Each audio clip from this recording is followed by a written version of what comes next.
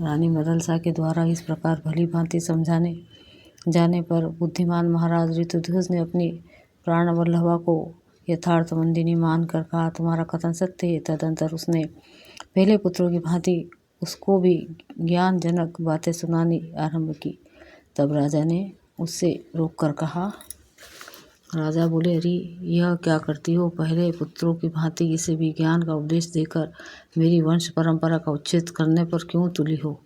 यदि तुम मेरे प्रिय कार्य करना हो और यदि मेरी बातों को मानना तुम्हें उचित प्रतीत होता हो तो मेरे इस पुत्र को प्रवृत्ति मार्ग में लगाओ। देवी, ऐसा करने में कर्म मार्ग का उच्छेद नहीं होगा तथा पितरों के पिंडदान का लोप नहीं होगा। जो पितर देवलोक में हैं, जो तीर्ण योगी में पड़े हैं, जो मनुष्य योनि में एवं भूत वर्ग में स्थित है, ये पुण्य आत्मा हो या पाप आत्मा, जब भूख प्यास से विकल होते हैं तो अपने कर्मों में लगा हुआ मनुष्य पिंडदान तथा जलदान द्वारा उन्हें तृप्त करता है।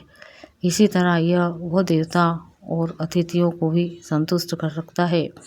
देवता, मनुष्य, पितर, भूत, प्रेत, गुहक, पक्षी, कृमि और कीट आदि भी मनुष्य से ही जीव को चलाते हैं। अतः सुंदरी, तुम मेरे पुत्र को ऐसा उपदेश दो जिससे यह लोक और परलोक में उत्तम फल देने वाले सत्योचित कर्तव्य का उसे ठीक ठीक ज्ञान हो। पति के योग ने वशिष्ठ नारी मदलसा अपने पुत्र अलर को बहलाती हुई इस प्रकार उपदेश देने लगी।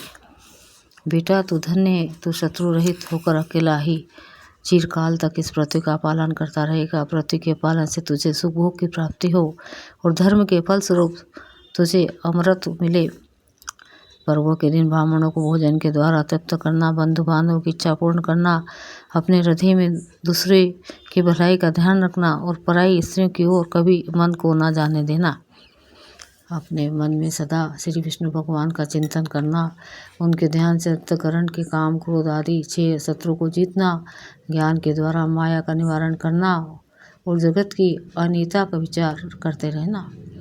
धन की आय के लिए राजाओं पर विजय प्राप्त करना, यश के लिए धन का सदव्यय करना, पराई निंदा सुनने से डरते रहना तथा विपत्ति के समय में पड़े हुए लोगों का उद्धार करना। वीर, तू अनेक यज्ञों के द्वारा देवताओं को तथा धन के द्वारा ब्राह्मणों एवं शरणागतों को संतुष्ट करना, कामना पूर्ति के लिए द्वारा स्त्रियों को प्रसन्न रखना और युद्ध के द्वारा शत्रुओं को छक्के छुड़ाना। बाल्यावस्था में तू भाई बंधुओं का आनंद देना, कुमार अवस्था में आज्ञा पालन के द्वारा गुरुजनों को संतुष्ट रखना, युवा अवस्था में उत्तम कुल को सुशोभित करने वाली स्त्री को प्रसन्न रखना और वृद्ध अवस्था में वन के भीतर निवास करते हुए वनवासियों को सुख देना। तात राज्य करते हुए अपने सुहृदों को प्रसन्न रखना, साधु पुरुषों की रक्षा करते हुए यज्ञों द्वारा भगवान का यजन करना, संग्राम में दुष्ट शत्रुओं का संहार करते हुए गो और ब्राह्मणों की रक्षा के लिए अपने प्राण न्यौछावर कर देना।